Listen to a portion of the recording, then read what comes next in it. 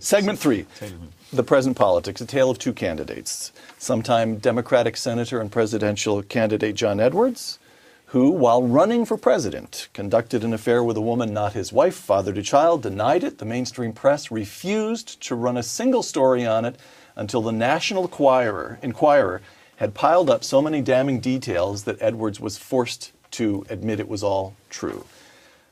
That's candidate 1. Candidate 2, Republican presidential candidate Herman Cain. The allegations rise to nothing more than, not to say they're not serious, but the allegations rise to nothing more than harassment. They took place many years ago. 2 of the 3 sources, as we record this, are remaining anonymous, and the mainstream press has placed the story on the front pages from day 1. Jerry?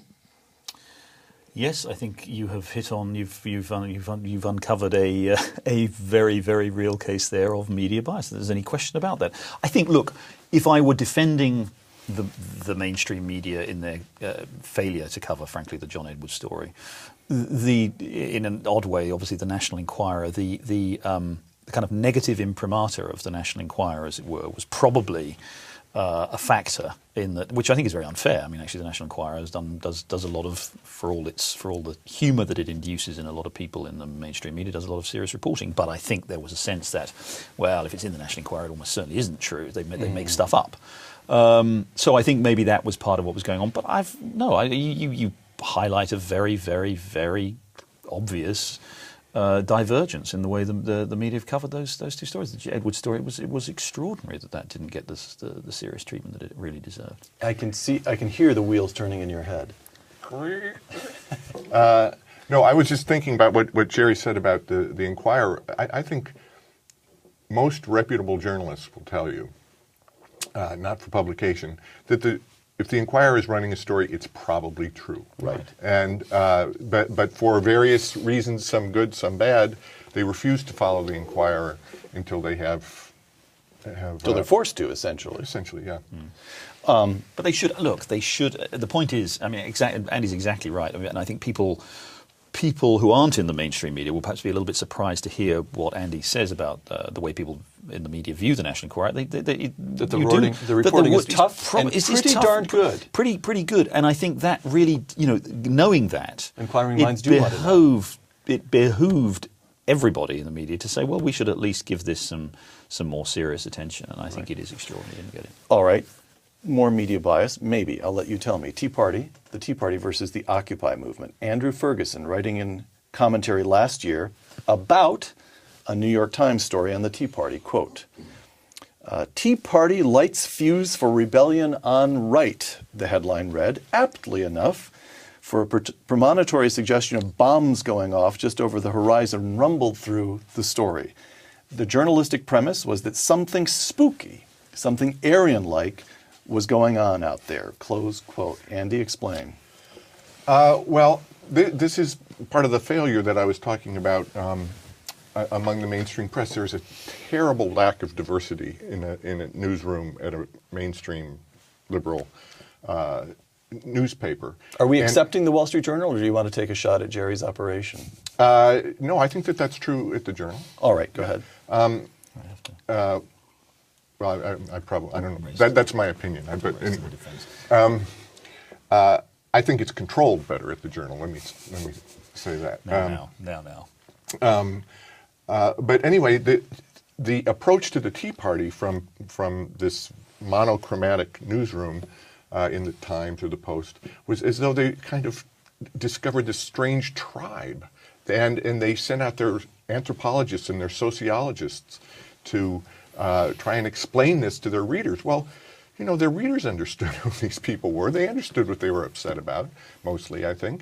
But for the newspapers, it was there was something automatically alien about them and about the people at the Tea Party in ways that I think, for example, they don't feel about the Occupy movement. I really should just say, and yes, go ahead. I'm Andy's possibly biggest fan of almost everything Andy's ever written. But I will on the Journal, and I won't say it just out of a corporate need to defend the Journal. But actually, we did write 2 very lengthy pieces on the Tea Party late on, just before the 2010 midterm elections, which were fair, which were not again stressing we don't take a conservative line in our news coverage. Right. And so we're not sympathetic to the Tea Party, but we're fair, and we're markedly different from the kind of coverage that Andy is talking about everywhere else. We did a big two-part series that looked at the extraordinary zeal with which the Tea Party activists had been enthused, and their effect on the Republican Party, their energizing effect on the Republican Party, and looked at some of the quote-unquote sort of extremist elements too. And it was a very fair piece, and it was done by Wall Street Journal reporters, and it was one of the best political pieces we did last year. Brent Bozell writing earlier this month, quote, media people would argue with a straight face that the occupiers are more newsworthy than the Tea Party because they don't protest for 5 hours on the weekend and then go back to their jobs. They sleep in the park night after night. Imagine, continues Brent Bozell, if a Christian revivalist group decided to occupy a city park for 3 months and required police supervision that cost taxpayers hundreds of thousands of dollars, wouldn't the media see that as a violation of public property? What do you make of the mental experiment? He's onto something, right? Well, I suppose so, but I have to say I really have no patience with these sort of thought experiments that conservatives love to engage in, which is, boy, can you imagine them doing that if Bush were president? Yeah. And, I mean, first off, it doesn't get you anywhere. And secondly, I think it confuses the nature of the bias that exists in the mainstream media, which is, it's not really driven by ideology. I think it has consequences that are ideological. It's this lack of diversity that I mentioned. It's this, as a friend of mine used to say, it's not a conspiracy, it's a consensus. And so it would just not occur to I think, many news reporters that this kind of equivalence would hold water at all. Yeah, I think that's essentially right. I mean, the coverage of the Tea Party was pretty remarkable. I mean, in so many organisations other than my own, it was extraordinary. It was a sort of an exercise in anthropology, in sort of the anthropology of kind of, psychopathology.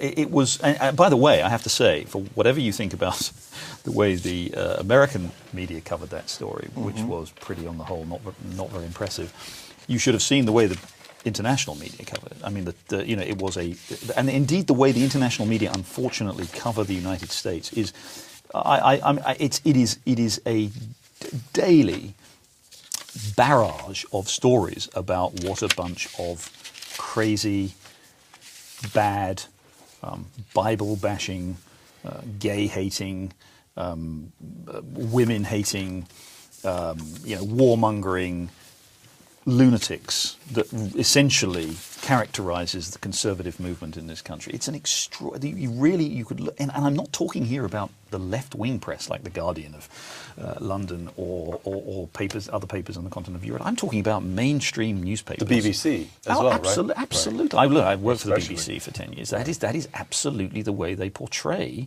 America. Well, it's the way they portray Americans generally, but it's certainly the way they portray American conservatives. And I think the damage that is being done to America in the eyes of the world by these international media organizations is just extraordinary.